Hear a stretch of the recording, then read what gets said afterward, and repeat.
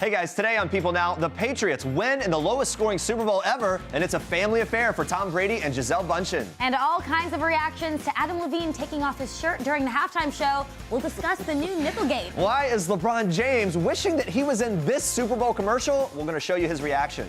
Sad news today of the death of Young and the Restless star Christoph St. John. Details coming up. And also today, This Is Us star Mandy Moore here live getting real about maintaining wellness with a demanding schedule. And the Botch Doctors, Terry Dubrow and Paul Nassif join us with all the behind-the-scenes action this season. Live today on People Now. Let's go.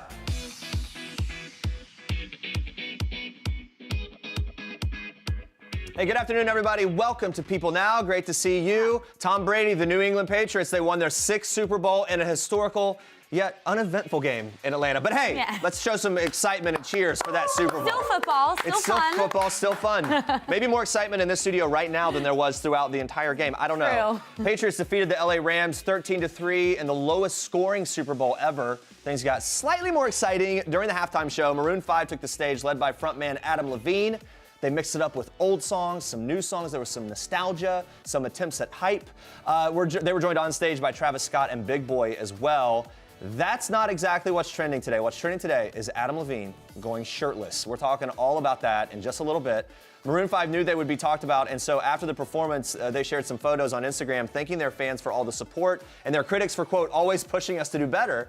The band was criticized for accepting the invitation to perform at the Super Bowl, with some fans calling for them to forego the event in support of Colin Kaepernick, the former San Francisco 49ers quarterback who started the hashtag Take a Knee movement to protest racial injustices. Don't go anywhere, guys, because we are going to be talking about that shirtless moments while Levine saying moves like Jagger. Lots of strong opinions on Nipplegate, the new Nipplegate. It's happening, and that's coming up. Now I can't stop looking at his nipple. In spite of all that artwork, that's what we're looking at. Anyway, there's more controversy where that came from. Aside from Adam's shirtless performance, viewers were pretty amused by the shirt that he was wearing before he actually took it off. Look at the tank, all right? The pattern there is what is getting people's attention. Some Twitter users thought it looked like a couch or a throw pillow fabric. So look, we're gonna have fun with it, right? So be honest, do you own a pillow with a similar design? A lot of people do. Should everyone leave poor Adam in a shirt alone? Which I kind of think. It's a shirt, it's fine, I don't know. But vote in our People poll or just tweet us your answer with the hashtag PeopleNow. We're breaking all of this down. We're gonna talk more about that and more checking in on those results a little later. But for now, we move on to this. Of course, along with the Super Bowl comes a lot of commercials. Basketball great LeBron James picked his favorite, tweeting out the new NFL 100 commercial saying, "That was amazing, got me so hyped. I wanted to be in it too. Kudos." We agree, this was maybe the best part of the Super Bowl. The commercial, which hosted a cast of NFL greats including Peyton Manning, Drew Brees, Michael Strahan, Joe Montana, to name a few, features an impromptu football game in a black tie affair. Take a look. That's quite a banquet here. Look at this. And it gets completely destroyed. The commercial, which was directed by Lone Survivor and Friday Night Lights director Peter Berg, who's amazing, it's in celebration of the National Football League's 100th season. Now, Berg told The Hollywood Reporter, quote, "When I first got the script, I didn't think it was real. I thought they were joking. They wouldn't be able to get all these football players together." The shoot, which took 3 days in LA, included a revolving door of star-studded athletes. Berg continues saying, quote, "It's crazy. Odell comes in, Saquon goes out, Jim Brown comes in, Joe Montana goes out. They just keep coming, and we just try to keep up." Sounds like a fun day.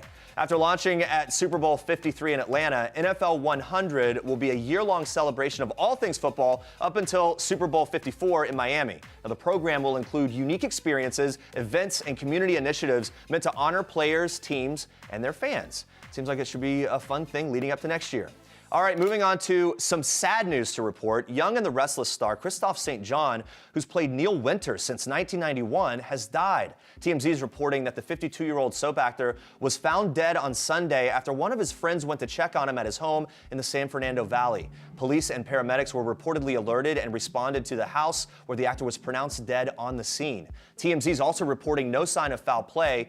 St. John's son Julian died by suicide in 2014 at the age of 24. His mother, St. John's ex-wife Mia, eventually founded a foundation to battle mental illness. They worked together on that. And in 2017, the actor underwent psychiatric treatment after a reported scare regarding his mental health. According to TMZ, he threatened to kill himself with a gun and was placed under a 72-hour 24-hour hold for psychiatric evaluation. At the time, St. John's ex, Mia, blasted reports about his incident, saying that their son's death, quote, has taken a toll on both of us, adding that although the actor may have appeared, quote, whole on the outside, his heart at the time was broken. The pair also share daughter Paris together. St. John's also survived by another daughter, Lola, who he shares with his ex, Alana Nadal. In September of last year, St. John announced his engagement to model Ksenia Mikoleva. We wish all of them the best, and you can stay tuned with more details on that on People.com. Well, Enchanted might have hit theaters back in 2007, but kids and adults still can't get enough of it. I can attest to this. It has the perfect amount of comedy, the Disney magic, plus the love story between Amy Adams and Patrick Dempsey. What could be better? But what are our chances for a sequel? Well, back in July of 2018, Adams stopped by The Talk and gave a little update saying that she was absolutely up for it and said, quote, we're working on it, so hopefully. So we told you it was just a little update. But then a few months later in October, Dempsey confirmed to Entertainment Tonight that a team was in the process of writing the music and lyrics, adding, quote, I hope it can live up to what we did originally. That's the important thing. If it happens, then we do it. But when it comes to getting some real answers about Disenchanted, which is how the sequel's listed on IMDb these days, there's no one better to ask than the director himself, Adam Shankman. Shankman also just finished directing the Taraji P. Henson comedy What Men Want. So when People caught up with him to chat about that movie, you know, of course, we had to get an update on Disenchanted as well. Take a look.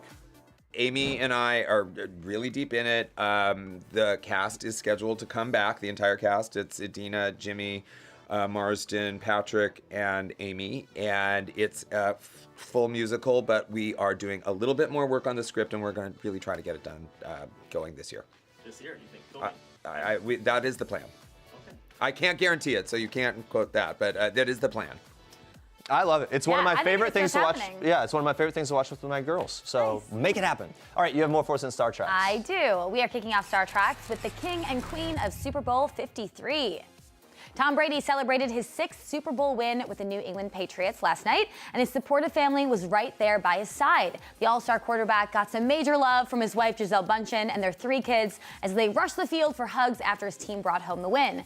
And Gisele heated things up with a kiss for her hubby of almost 10 years. The celebrations continued when Brady lifted up his daughter Vivian during a post-game interview, who was rocking a bedazzled jersey with his name on it. Super cute. The sporty tot actually wore 2 Brady jerseys on game day. Gisele posted this picture before the game, with Vivian showing some major support for her dad in a different oversized jersey. And by now, of course, Gisele knows the drill when it comes to cheering on her title-winning husband. The model posted another pregame pic on Sunday with the caption, I got your back. Very sweet. Tom decided to get in on the action as well. He posted 2 pictures on Instagram, one group shot of his family and friends on the field before the game, and a selfie with his wife with the caption, family and football, his 2 favorite things. While Travis Scott was performing at the Super Bowl halftime show Sunday night, Kylie Jenner was backstage with their daughter, 1-year-old Stormi, cheering him on. Kylie wore all black. She looks very chic. She accessorized with a gray and black fur coat and a large rock on her left ring finger. So, does it mean what we think it means? I don't know. Rumors have been swirling about Kylie and Travis's relationship status, with many fans speculating about when they'll get engaged, even wondering if it would happen during the halftime show. And after, Kylie posted an Instagram pic of her and Travis cozying up with the caption, baby number 2, ? So, I mean, that kicked off the baby rumors into high gear as well, of course. But a fan cut right to the chase and asked, are you pregnant? Kylie's response was no, LOL. There you go. Both Travis and Kylie have been very open about wanting to marry each other eventually, already referring to each other as wifey and hubby on social media. In an interview with Rolling Stone back in December, Travis confirmed they'd get married soon, but said he'd have to sturdy up and propose in a fire way first.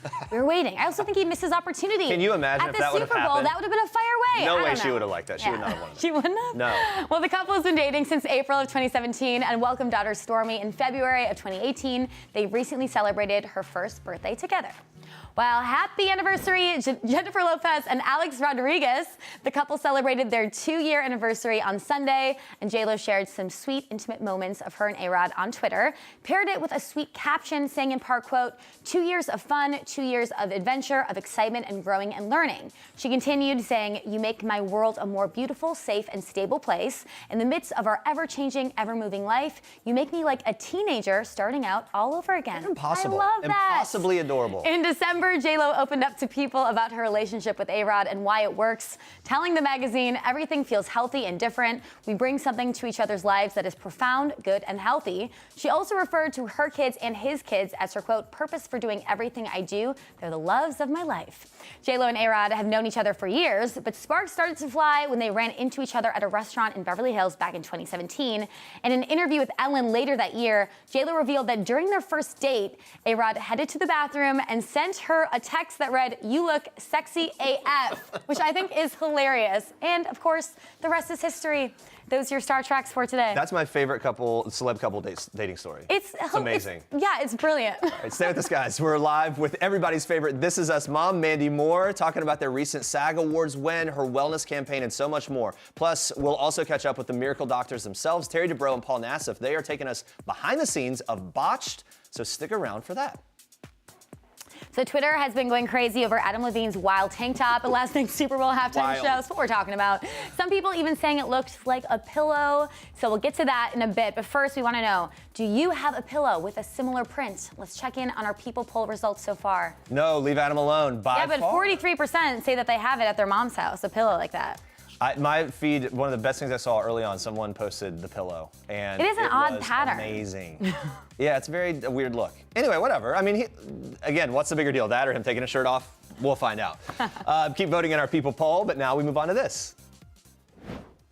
So Tom Brady's 6th Super Bowl win wasn't the only historic event Sunday night. Los Angeles Rams' Quentin Perrone and Napoleon Jennings became the first male cheerleaders to ever perform at a Super Bowl. Yep, they're classically trained dancers from California. They first actually made history when they joined the Rams' 40-member squad at the beginning of the 2018 season. I mean, I love them. I think they had so much fun with it. Obviously, with, nowadays with Twitter and everything, there was some backlash, some hostility, some fans who believe NFL cheerleading should only be for women. Yeah. But I disagree. Overall, I love that they were most football fans that I know don't care at all and just think like, oh, great. And if they're talented enough to make the team, why not? Right. Absolutely. Now, so Perrone actually spoke out to the LA Times, supporting their families, their fans, and fellow cheerleaders, really helping them get through and kind of be a part of this team in a way that they're excited about. Yeah, and he said that he got the idea to audition when he was watching the Lakers girls during basketball games, and he thought, why can't I do this? Right. Hey, as a trained dancer, of course, could do it. Now, the two of them were pretty excited to be part of the big game. After the Rams beat the Saints in the playoffs and were headed to the Super Bowl, both of them tweeted that they'd be cheering at the big game. Obviously, a big moment. We have the tweets, I believe. Yeah, Napoleon said, 2018 first male cheerleaders in the NFL, 2019 first male cheerleaders dancing at the Super Bowl. I can't breathe. Quentin said, hey, Napoleon, you think Atlanta's ready for us? We're going to the Super Bowl. In all caps, yelling. Oh yeah, and the pair had actually been friends from their college days, so this was obviously a really special moment for them. So the Rams organization, proud to have the men on their cheer squad. The team's chief operating officer told the LA Times that they had done an amazing job throughout the season, so they're all happy for it. Yeah, I mean, the team has had a history of being inclusive. They had the first post-World War II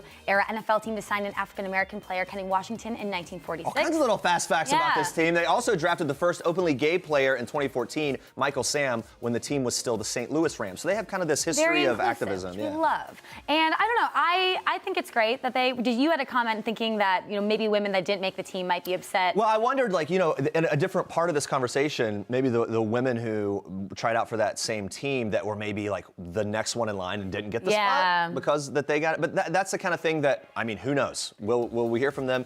It seems like a good thing, though, for inclusivity overall. Yes.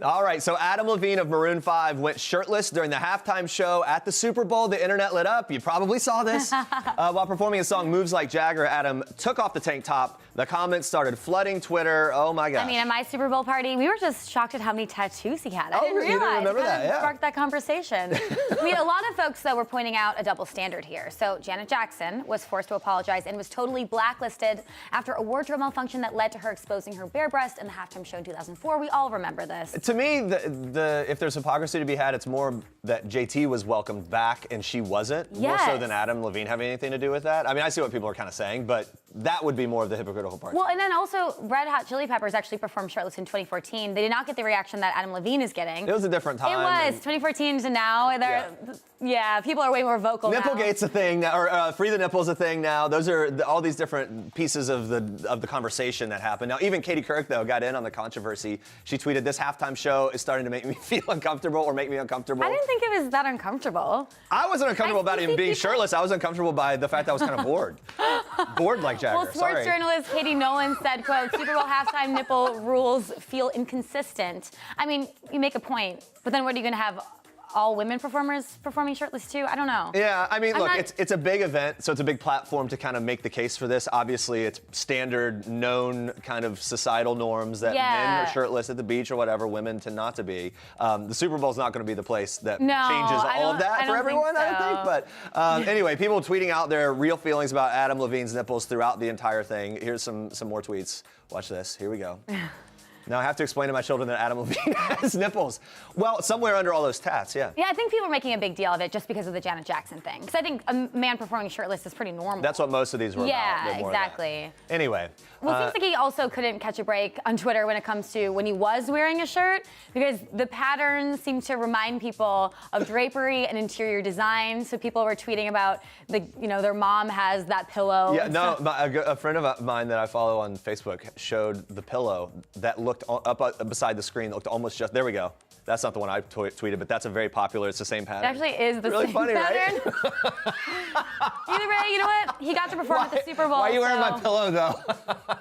I, too, have an Adam Levine pillow. Yeah. Well, I mean, good for the designers of those pillows. They're probably going to go through the roof. Anyway, I think there was so much controversy leading up to this. It was a lose-lose. People were going to have a problem with it no matter what. Yeah. All right, before we move on, we're going to check in one last time on our People poll to see what you think about the tank top. People are saying leave Adam alone, so maybe we should. What do you think, Jeremy? It's a bit of a pile-on right now, isn't it? Yeah, it is. He did a great job. He performed his songs well. Anyway, that's the result. Keep voting. But we're really excited because we actually have actress Mandy Moore joining us now, which is an amazing way to kick off. Nice to see you. Nice to see you guys too. Didn't see the game last night. I didn't. You guys have been filling me in. I mean, yeah, we've been letting you know. Do you get into sports at all? Is it? I'm not a huge sports It's hard fan. to keep. Same. Yeah. Let's just say this, though. Traditionally, Maroon Yes. 5 fan? The Sure. music? Yeah. Adam's We're LA tank. boys. You saw the pictures. Yeah. Did you like the pattern? I mean, a tank top's a tank top. Okay, there I'm you in go. the leave him alone camp. Okay, there you go. Yeah. All right. Let's talk about this. You're really here to talk about your new wellness initiative with Nature's Way. Why is this partnership important to you? Wellness in general, why is it Isn't such a... wellness important to all of us? It should be. Wellness Yes. has always been a priority for me, and self-care in particular, and that's why I'm psyched to partner up with them. I'm a fan of Nature's Way. I mean, vitamins and supplements are a part of my wellness daily routine. So this felt like a no-brainer. It's their 50th anniversary. They've been around for 50 years, and to celebrate, they're actually giving a $50,000 donation to Vitamin Angels, which is an organization that helps combat malnutrition for mothers and children around the world. So That's really important. yeah, really Incredible. important. Now, you have such a busy schedule. I mean, you're working tomorrow, so you're getting on a plane. I am. Yeah, so how do you maintain this, balanced lifestyle with your demanding schedule? Goodness, I think that's a big question for all of us these days. I mean, I try to just find balance in my life wherever I can. Like, one of my New Year's intentions was like to drink more water, to stay hydrated, because I know my skin looks better and I sleep better and I have more energy throughout the day. I try to find ways to disconnect and like get off my phone, but I also truthfully do incorporate supplements and vitamins. I take vitamin D every day. I take vitamin C and a multivitamin because I need it for my energy and my stamina. I need to support my immune system. Right. So those are things that I like calling it New Year's intentions. It just takes the pressure off. This is something I like to maybe do. I'm not into resolutions. Let's not resolute. Let's just intend Yes. on better things. Favorite workout routine? There's got to be some gym time going in, right? Sure, yeah, absolutely. I find myself, if I'm not doing something physical a couple times a week, I start to feel a little down. So I try to make that a priority. I'll work out sometimes with a trainer. Sometimes I'll go to a class. I love a cycling class, but I also live in California and we can go hiking year-round. Yeah, And I'm a that's huge nice. hiker. Yeah. Big fan. Do you have a favorite healthy recipe or food that's kind of your go-to? Big fan. I'm a big nut butter fan, so if I can get even just little packets of nut butter to go, I'm a big almond butter over peanut butter or something. Now, okay, this is the Is question. this a big debate? It There's a thing is. here. So do you It's wrong. prefer crunchy or creamy? Crunchy. Yes.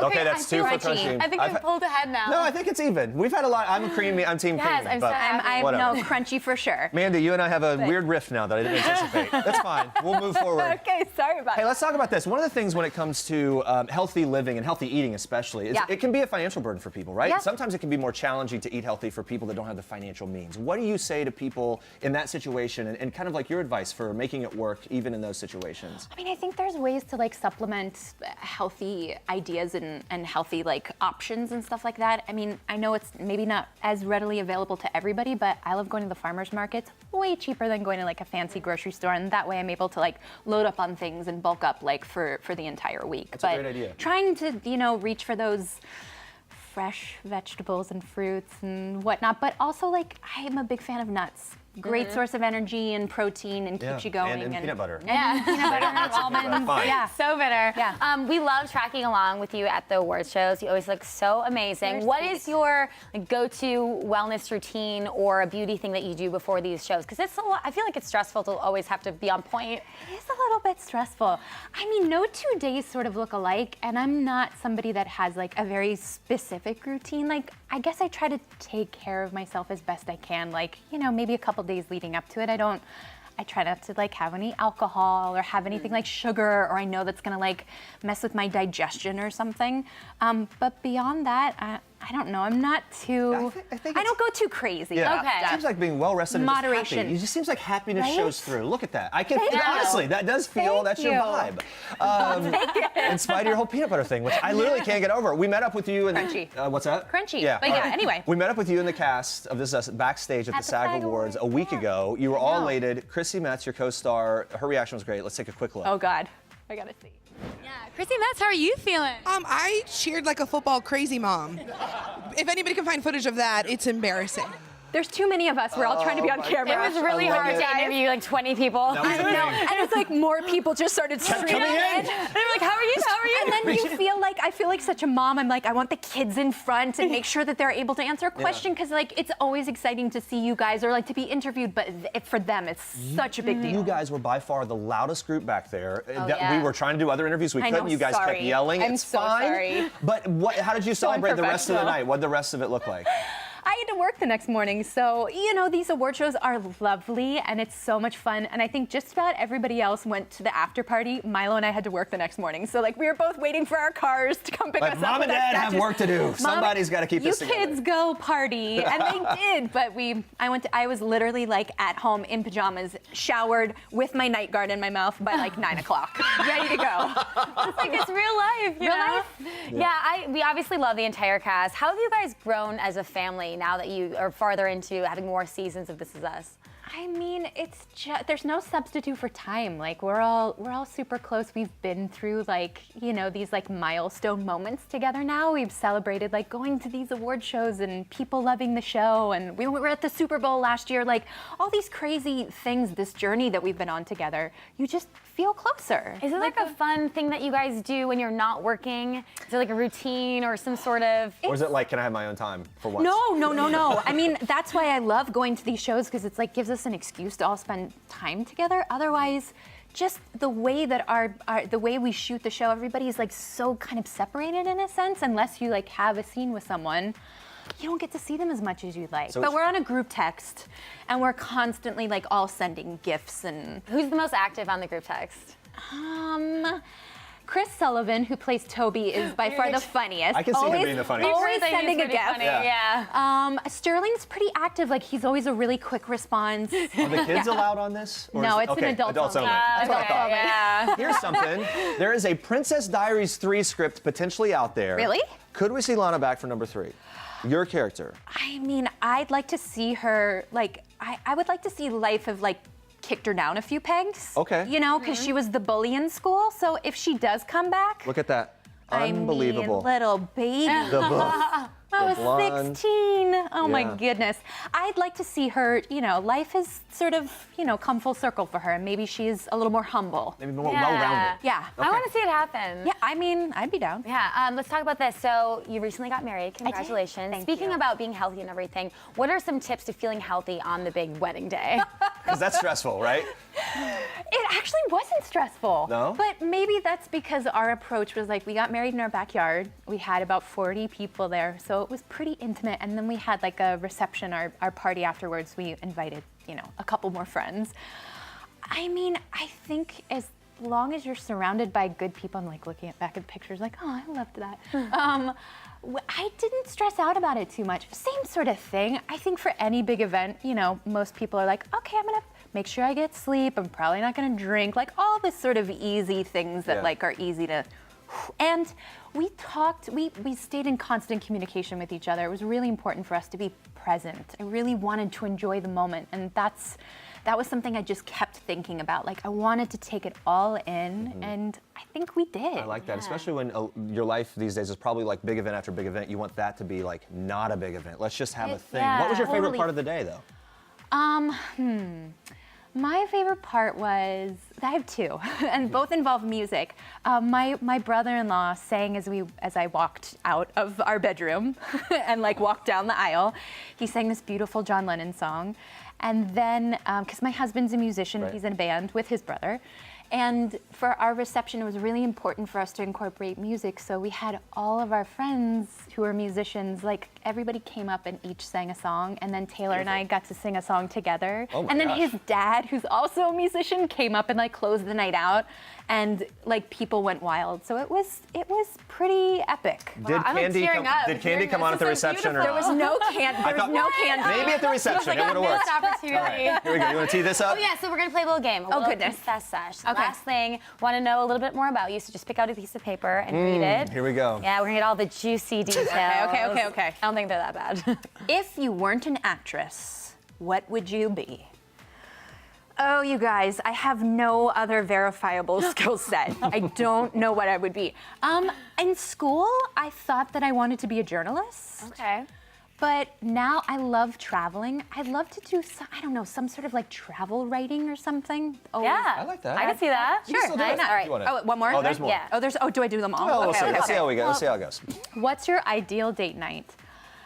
My husband and I are kind of foodies, so like a really dynamite restaurant, and then probably going to see some live music. Nice. Yeah, I like that a stay lot. up a little past my bedtime. Okay. Which And is like you 8 saw him o'clock. this weekend in New York, so you kind of got that a little bit, right? I did. Yeah, I went to go see. They had a show in Philly this weekend. I saw it. Nice. Fun. Mandy, thank you for being here. Thank So you. good to see you guys. Such a pleasure to see you and to talk to you. Congratulations on the SAG Award win. And you can see more of Mandy on NBC's This Is Us. You may have heard about it. Look out for her New Nature's Way initiative as well.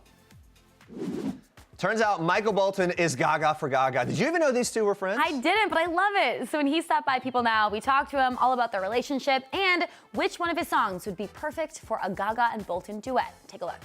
There are several things I love about Gaga.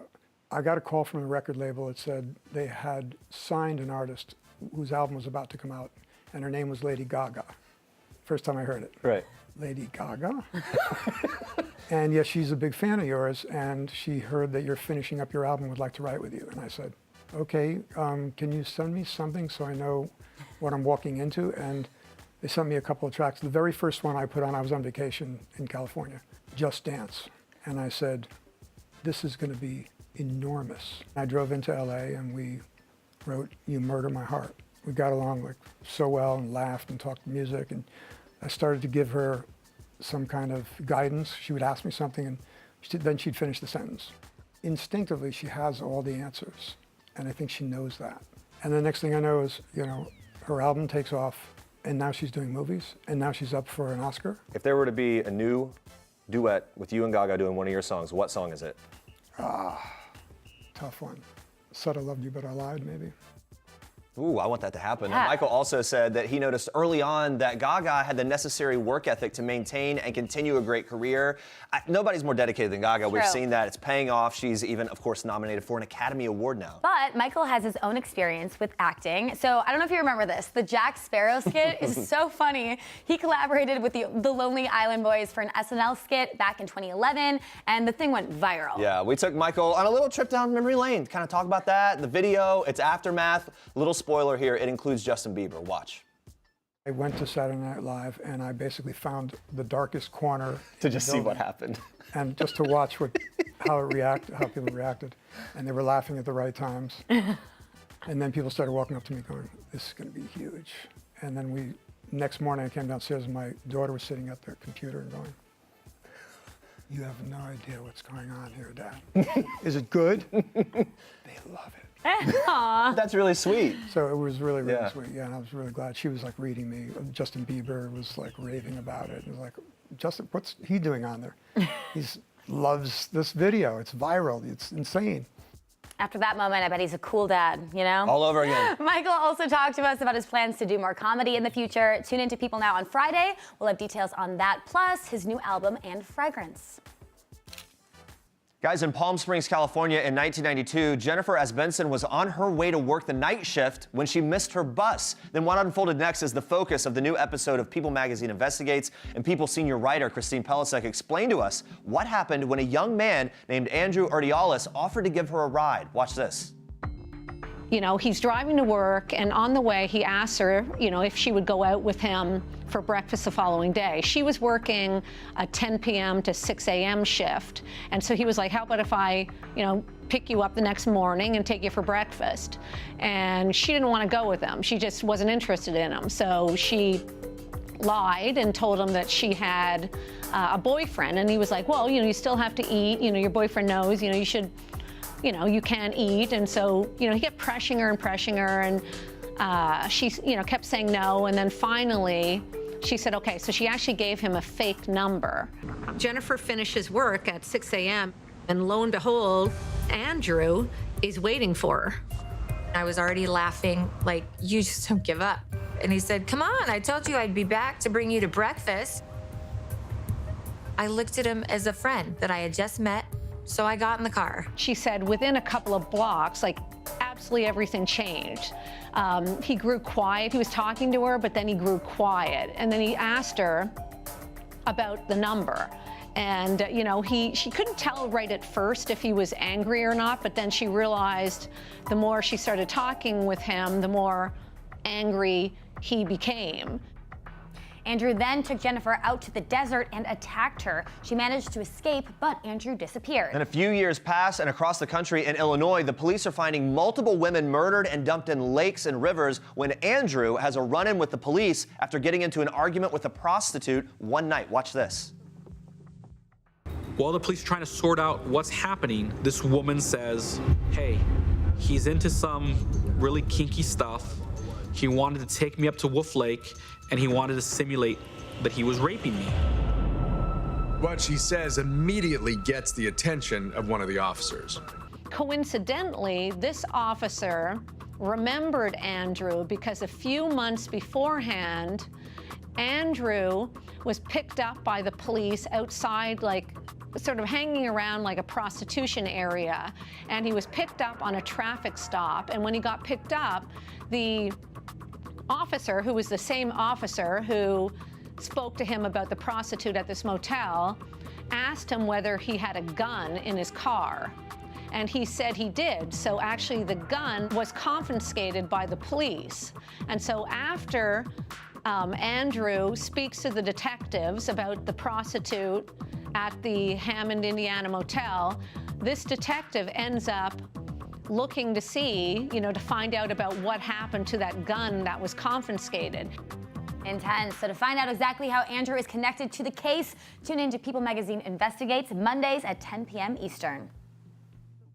It was October 16th of 2015. I was playing golf that morning. Marlene was asleep, and next to her was our little dog, Zeus. I leaned in to kiss Zeus goodbye, and he startled. And I felt blood. When I got up and I looked in the mirror, I realized they had just taken a whole chunk of my nose off. And I screamed, call 911. We get to the hospital. The doctors said, we're taking you into the operating room. We're going to sew this nose back on. Within a couple hours after reattaching my nose, it started to turn purple. Oh Can you my imagine? goodness. This is my worst nightmare. But week after week, Dr. Terry Dubrow and Dr. Paul Nassif fix failed plastic surgeries. Their fit season is in full swing. They join us now. Hi, guys. Always nice to see you. Yeah, good to see you. Thanks for having us. Yeah, okay, that is intense. And here, you know what sticks out to me? Usually it's different breeds of dogs that get bad raps for attacking. That little pup did that kind of damage to the owner's nose. What was your reaction when you saw that? First of all, it's always small dogs. Yeah. Most of the bites that I take care of in the face, small dogs. And, you know, the bummer about this is that they had to put that dog down. Really? Yeah. And so that's what has been a very emotional thing for this lovely family. And luckily, we were able to take care of him without using that forehead flap. Right. So you watch the show, you'll see it. And able to breathe and get his nose looking a lot better, so he's not, so he can move on with that chapter. Right. Yeah, what was Very your, emotional for the family. Yeah, what was your reaction? My reaction was maybe consider getting a cat next. Well, first of all, this guy loves cats. Well, I do too. So there you go. Guy. Yeah. They're just more happy to stay in the other room, aren't they? They're so passive. The thing about you two is you do these serious surgeries, but you're also so funny. I mean, what is it like when you're fixing someone's nose, you're doing these surgeries? What is the conversation like? Or do you keep it all very serious? Wait, you mean us together? Yeah. Well, we're not, you know, remember, I'm in Beverly Hills, he's Newport Beach. So we usually don't operate together. But I feel like you got people in your offices that fill the gap for you. But one thing we don't do, I mean, when we're in surgery, these are very high-risk, intense surgeries. We're not sitting there, you know, joking and having a blast. Yeah. Maybe hearing some great music, but that's about it. You know, but it's all the other time. After that day, sometimes I'll get a nice nasty text from him, or something making fun of me usually.